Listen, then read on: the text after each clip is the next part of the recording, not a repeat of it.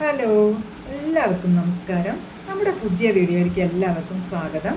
ഇന്ന് ഞാൻ വന്നിരിക്കുന്നത് വിഷുവിൻ്റെ തലേന്ന്, അതായത് ചെറിയ വിഷുവിൻ്റെ അന്നത്തെയും പിറ്റേന്ന് വിഷുവിൻ്റെ അന്നത്തെയും കുറച്ച് കുറച്ച് വിശേഷങ്ങളൊക്കെ ആയ ഒരു വ്ലോഗാണ്.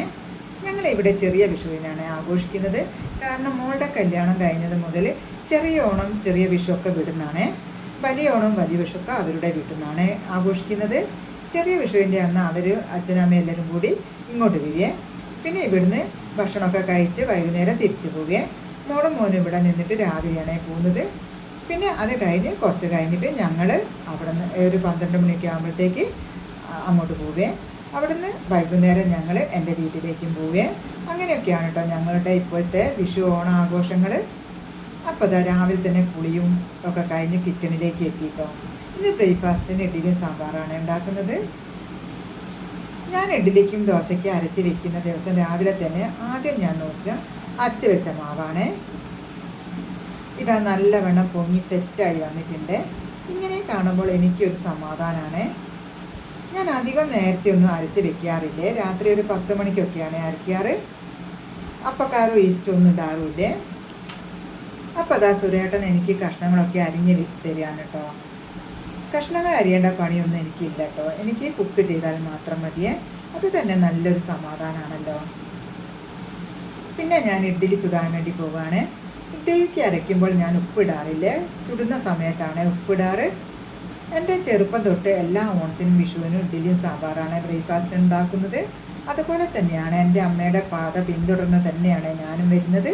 ഞാനും എല്ലാ ഓണത്തിനും വിഷുവിനും സാമ്പാറും ഇഡ്ഡലിയാണ് ബ്രേക്ക്ഫാസ്റ്റിന് ഉണ്ടാക്കുന്നത്. എന്തായാലും സാമ്പാർ ഉണ്ടാക്കണമല്ലോ. അപ്പോൾ ഇഡ്ഡലിയും കൂടി ആയാൽ സെറ്റായല്ലോ. അപ്പം ഞാൻ ഇഡ്ഡലി ചുട്ടെടുക്കാൻ വേണ്ടി വെച്ച് കൊടുത്തേ.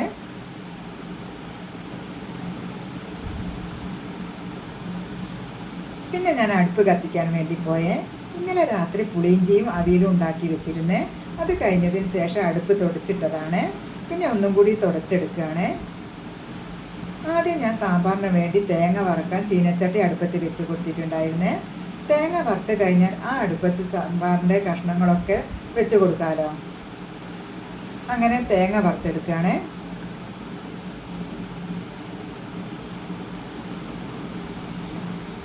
അപ്പോൾ അതാ സാമ്പാർ റെഡിയായേ.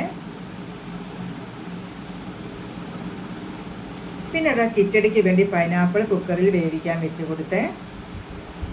അത് കഴിഞ്ഞ് ഉപ്പേരി ഉണ്ടാക്കാൻ വേണ്ടി പോയേ. ഉപ്പേരിക്ക് കായും പയറും കൂടിയാണ് ഉണ്ടാക്കുന്നത്. പിന്നെ തേങ്ങയും ചെറിയുള്ളി വെളുത്തുള്ളി പച്ചമുളക് കറിവേപ്പില എല്ലാം കൂടി ചതച്ചിട്ടിട്ടാണ് ഉപ്പേരി ഉണ്ടാക്കുന്നത്. അതിൻ്റെ ഇടയ്ക്ക് ബീഫ് കുക്കറിൽ വേവിച്ചെടുത്തിരുന്നേ.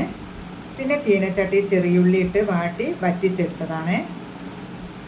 സദ്യേൻ്റെ കൂട്ടത്തിൽ ഇങ്ങനെ ഒന്നില്ലെങ്കിൽ മക്കൾക്ക് ഒന്നും ശരിയാവില്ല കേട്ടോ.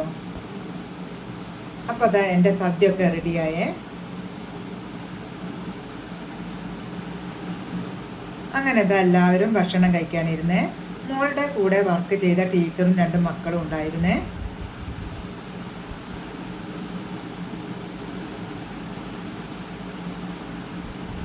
പിന്നെ ഞങ്ങളുടെ ഫുഡ് കഴിക്കലൊക്കെ കഴിഞ്ഞതിന് ശേഷം കണി വെക്കാനുള്ള ഒരുക്കങ്ങളൊക്കെ റെഡിയാക്കി വെക്കുകയാണ്.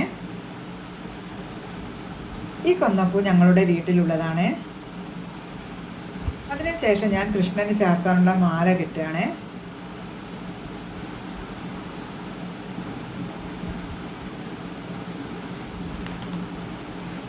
പിന്നെ അതാ പുലർച്ചയ്ക്ക് 4 മണിക്ക് എഴുന്നേറ്റ് കുളിച്ച് വിളക്ക് വെച്ച് ഇതാണ് കേട്ടോ ഞങ്ങളുടെ കണി.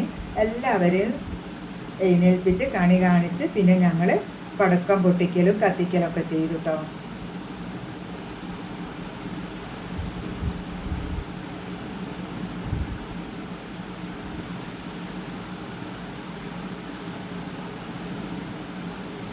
അതിനുശേഷം ഞാനും എൻ്റെ വീടിൻ്റെ അടുത്തുള്ളവരും കൂടി അമ്പലത്തിൽ പോയിട്ടോ. അമ്പലത്തിൽ 5 മണിക്കാണ് കണി വയ്ക്കുന്നത്. അപ്പം ഞങ്ങൾ 4:45 വീട്ടിൽ നിന്ന് ഇറങ്ങിയേ. ഇത് അമ്പലത്തിലെത്തി തൊഴുത് പിന്നെ ഞങ്ങളൊരു സെൽഫിയൊക്കെ എടുത്തു കേട്ടോ. ഇതാണ് കേട്ടോ അമ്പലത്തിലെ കണി. നമ്പൂതിരി ഞങ്ങൾക്ക് കഴിഞ്ഞിട്ടൊക്കെ തന്നു കേട്ടോ. പിന്നെ ബ്രേക്ക്ഫാസ്റ്റൊക്കെ കഴിച്ച് മോനും മോളും ഇറങ്ങിയേ. അതിനുശേഷം 12 മണിക്ക് ഞങ്ങൾ ഇറങ്ങിയേ.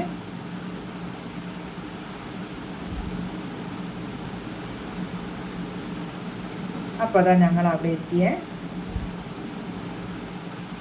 ഇനി വൈകുന്നേരം ഇവിടുന്ന് എൻ്റെ വീട്ടിലേക്കും പോകും കേട്ടോ. അപ്പം ഞങ്ങളുടെ ഈ വിഷുവിൻ്റെ വ്ലോഗ് എല്ലാവർക്കും ഇഷ്ടപ്പെട്ടെങ്കിൽ ലൈക്ക് ചെയ്യണേ. അതുപോലെ ചാനൽ ആദ്യമായിട്ട് കാണുകയാണെങ്കിൽ ഒന്ന് സബ്സ്ക്രൈബ് ചെയ്യാനും മറക്കരുത്. അടുത്ത പുതിയ വീഡിയോ ആയി വരുന്നത് വരെ നന്ദി, നമസ്കാരം.